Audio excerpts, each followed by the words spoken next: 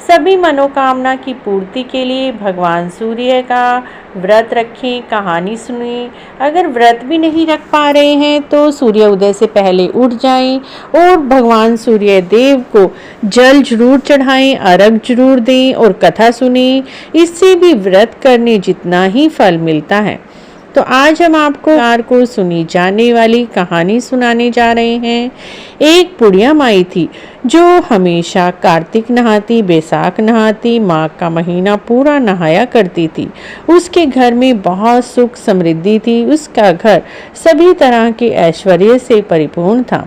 बुढ़िया का नियम था, हर रोज हर रविवार को वह सवेरे जल्दी उठ जाती और पड़ोसन के यहाँ गायें थी और उसके गाय के गोबर से अपने घर को लीपती थी। उसके बाद ही भोजन तैयार करती थी। भगवान सूर्य नारायण को भोग लगाती और उसके बाद स्वयं भोजन करती। ऐसा व्रत करने से उसका घर धन धान्य आनंद से पूर्ण था। इस तरह कुछ दिन बीते। उसकी पड़ोसन ने सोचा कि यह वृद्धा हमेशा मेरी गाय का गोबर ले जाती है, इसीलिए जेलसी की वजह से उसने अपनी गाय को घर के अंदर बांधना शुरू कर दिया। बुढ़िया को गोबर नहीं मिला। रविवार को उसने ना तो अपने घर को लीपा, ना ही भोजन बनाया, ना भगवान को भोग लगाया और ना ही खुद कुछ भी खाया पिया। बिना खाए पिए ही वह निराहार रहकर सो गई। भूखी सोई हुई थी तो रात को भगवान जी ने उसे स्वप्न में दर्शन दिए। सूर्य भगवान ने भोजन न बनाने और भोग न लगाने का बुढ़िया माई से कारण पूछा। बुढ़िया माई ने बताया कि भगवान आज मुझे गोबर नहीं मिला, जिसके कारण मैंने ना तो घर लीपा, ना भोजन बनाया, ना खुद खाया, ना आपको भोग लगाया, क्योंकि मेरे पास गाय ही नहीं है। तब भगवान ने खुश होकर उसे गाय दी। एक गाय देकर वह अंतर्ध्यान हो गए। सपने में उसने गाय का आशीर्वाद प्राप्त किया था। तो जब सुबह वृद्धा की आंख खुली तो वह देखती है उसके आंगन में एक सुंदर गाय और बछड़ा बंधे हुए हैं। गाय और बछड़े को देखकर बुढ़िया माई बहुत खुश हुई। उनको घर के बाहर ही बांध दिया, वहीं खाने का चारा डाल दिया। जब उसकी पड़ोसन ने बुढ़िया के घर अति सुंदर गाय और बछड़े को देखा तो वह द्वेष के कारण उसका हृदय फिर से जल उठा। उसने देखा कि गाय ने सुबह सोने का गोबर किया है, तो पड़ोसन ने उस गाय का गोबर अपनी गाय की गोबर से बदल दिया। सोने का गोबर तो वह घर उठाकर ले गई और अपनी गाय का गोबर उसकी गाय की जगह रख दिया। बूढ़ी माई सीधी सादी थी, उसे इस बात की कोई खबर नहीं थी। वह यह सब ईश्वर की ही बात सोच रही थी और उसने पड़ोसन की चालाकी को ना जान पाई। रविवार का दिन आया। उसने उसी तरह से घर को लीपा, भोजन बनाया, भगवान को भोग लगाया, खुद भी भोजन किया।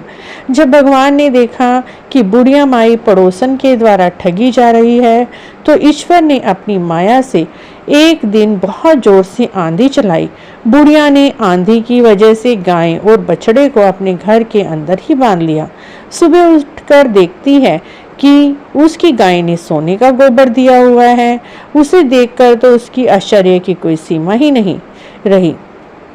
वह हर रोज गाय को अब भी घर के अंदर ही बांधती थी। जब पड़ोसन ने देखा बुढ़िया तो गायों को बाहर ही नहीं बांधती है और अंदर बांधती है और ना ही उसे सोने का गोबर उठाने का कोई मौका मिल रहा है, तो ईर्ष्या से वह और भी जल उठी।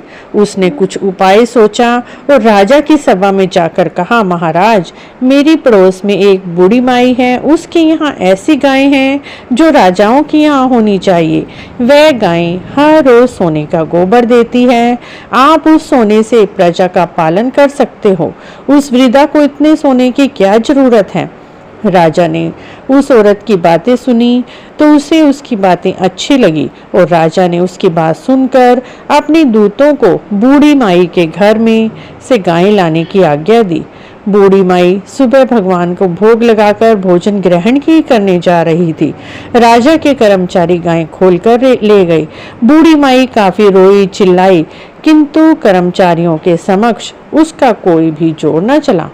वह रोती और चिल्लाती ही रह गई। फिर उसने भगवान जी से प्रार्थना की, हे भगवान, मेरी गाय और बछड़ा मुझे दोबारा से वापस मिल जाए।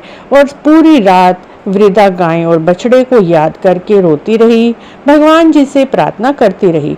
उधर राजा गाय को देखकर बहुत ही खुश हुआ, लेकिन जब राजा सुबह उठकर देखता है पूरा महल गोबर से भरा हुआ है, राजा इतना सारा गोबर देखकर घबरा गया।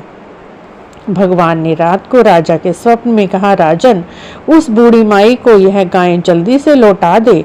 उसके रविवार के व्रत करने से और वैशाख नहाने की वजह से ही मैंने उसे गाय दी है। सुबह उठते ही राजा ने वृद्धा को बुलाकर बहुत से धन के साथ सम्मान किया और उसकी गाय व बछड़ा लौटा दिया। उसकी पड़ोसन को बुलाकर उचित दंड भी दिया। इतना करने के बाद राजा के महल से पूरे गोबर की गंदगी दूर हो गई। उस दिन से राजा ने नगरवासियों को आदेश दिया कि राज्य में सभी लोग अपनी मनोकामना को पूर्ण करने के लिए को सुबह जल्दी उठकर नहाएं, सूर्य भगवान को अर्घ दें, व्रत करें।